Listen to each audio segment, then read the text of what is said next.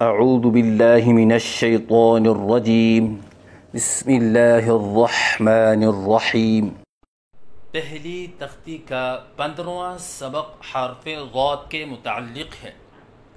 حرف ہے ضاد، مخرج زبان کا حافہ اور اوپر والی 5 داڑیں، اس سے ضاد ادا ہوتا ہے، اور حافہ سے مراد زبان کا وہ حصہ جو اوپر والی 5 داڑوں کے مقابل آتا ہے، یعنی زبان کی کروٹ جب اوپر والی 5 داڑوں کی جڑوں سے لگے تو اس سے ضاد ادا ہوتا ہے۔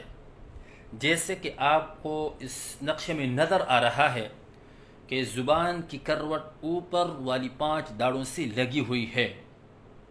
پڑھنے کا طریقہ: ضاد کی ادائیگی کے وقت زبان کی کروٹ کو اوپر والی 5 داڑوں کی جڑوں سے لگائیں اور پر کر کے پڑھیں، کیونکہ یہ حروف مستعلیہ میں سے ہے اور حروف مستعلیہ کو پر کر کے پڑھا جاتا ہے، لہذا ضاد کو پر کر کے پڑھیں اور پھر اس کے بعد منہ کھولیں، کیونکہ الف کی ادائیگی منہ کے کھولنے سے ہوتی ہے، اور 3 الف کے برابر لمبا کر کے پڑھیں، جیسے ضاد۔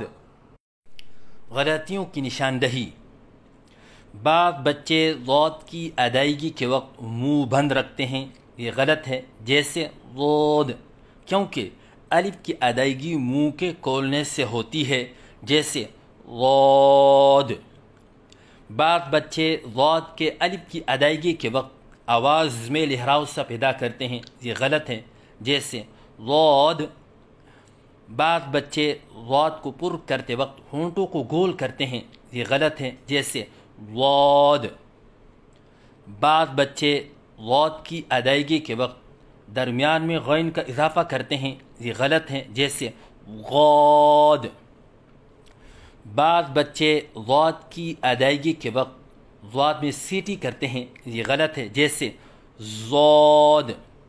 اگر ان غلطیوں میں سے بچہ کوئی ایک غلطی کر رہا ہے، جیسے لہراؤ والی غلطی ہو، تو اس کو درست کرنے کا آسان طریقہ یہ ہے کہ استاد کو چاہیے کہ پہلے بچے کے سامنے صحیح ادائیگی کرے، جیسے ضاد، اور پھر بچہ جو غلطی کر رہا تھا اسی کو دہرائیں، جیسے ضاد، تاکہ بچے کے سامنے صحیح اور غلط کے درمیان فرق واضح ہو جائے۔ تو صحیح ادائیگی ہے ضاد۔ غلطیوں کی نشاندہی: منہ بند کر کے پڑھنا، جیسے ضاد، یہ غلط ہے۔ لہراؤ کے ساتھ پڑھنا، جیسے ضاد، یہ غلط ہے۔ ہونٹ گول کر کے پڑھنا، جیسے ضاد، یہ غلط ہے۔ درمیان میں غین کا اضافہ کرنا، جیسے ضاد، یہ غلط ہے۔ سیٹی کے ساتھ پڑھنا، جیسے ضاد، یہ غلط ہے۔